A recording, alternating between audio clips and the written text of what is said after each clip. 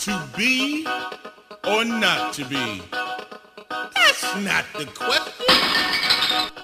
It's literature, it's poetry, it's the spoken word, diversity for all to hear.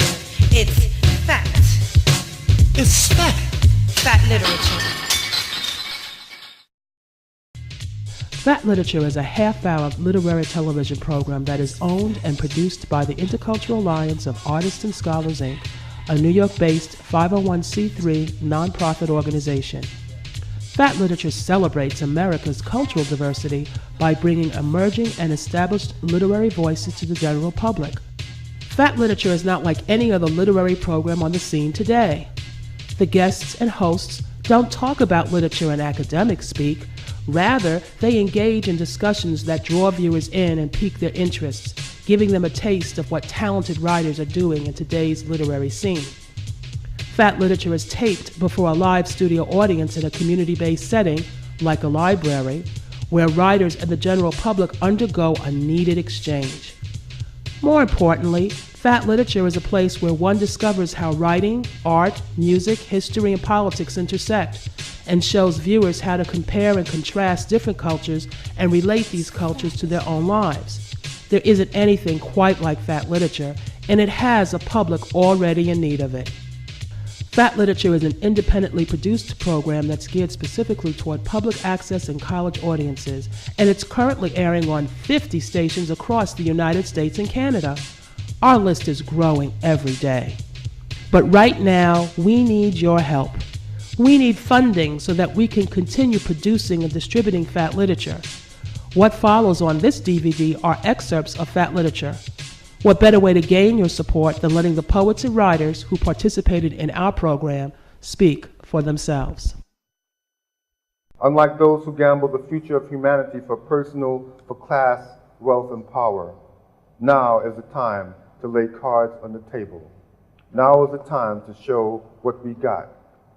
It is now the time for lines to rhyme, personal tales to spin, language to manipulate, random wit to juxtapose. It is now the time to rant, to rave, to declaim, to seduce. Yo! Once, in a place like this, I saw a poet cry. Pages burned by flaming chatter. Saw that poet cry. I mean, right in front of a place like this, a poet stood before a crowd of just like y'all. A gathering of just like us, in front of which that poet stood to bridge a word between each one, the worth that's found in sacred fragments. Sacred fragments come back home to taste a share of us. Dear George Bush, George Oppen says that an event as ordinary as a president is the air of atrocity, and that the air is a plume of smoke visible at a distance in which people burn.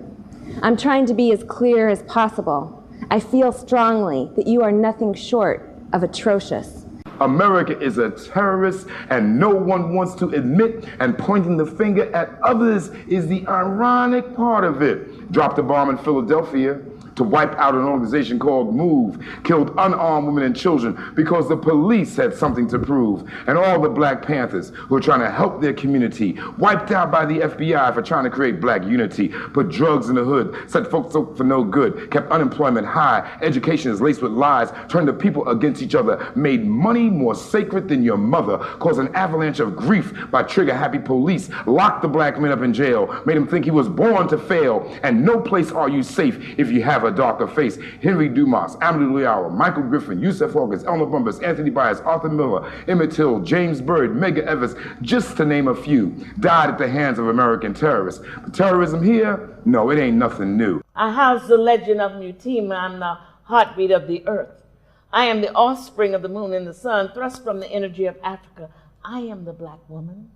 I am the symbol of love, the channel of creation, the vibration of peace, the anger of storms, and the suffering of pain. I have seen the first rain and the last fire. I am the season of soul. I have many tales untold. My wound has been stretched across the mouth of the universe to create rhythms and nations. My body has borne witness to birth and my spirit the taste of death. I've seen the 13th month, the 32nd day, the year 3000, before the year 03.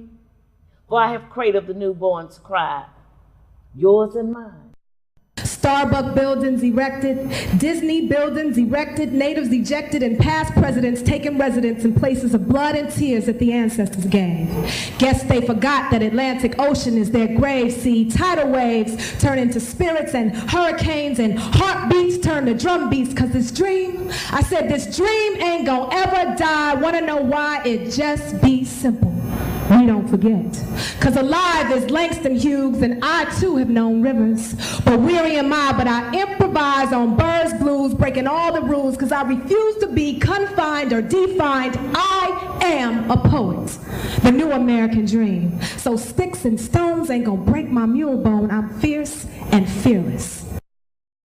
I sit by the window, concentrate on breathing, and become breath by breath a part of breath, drawn first from this side of the street, bent to shadows dropped from a scrawny moon. Now the whole street is breath, flowing uptown, ebbing downtown, to swirl and swirl around ground zero and blur into smoke from those buried walls and those bodies.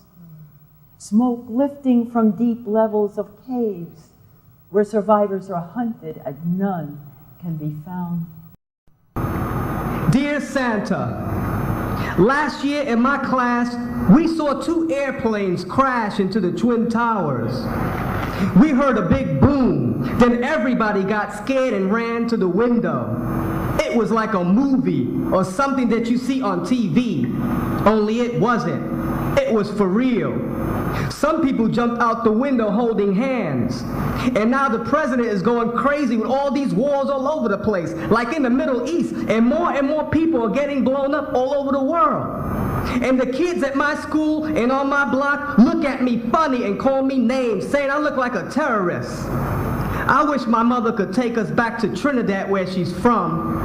I don't want to have to keep getting into fights. Besides, a lot of kids look like the people in the Middle East who are getting blown up and shot by American soldiers. Please make all this madness stop. I wish we could have peace for a change. Love and Kosi.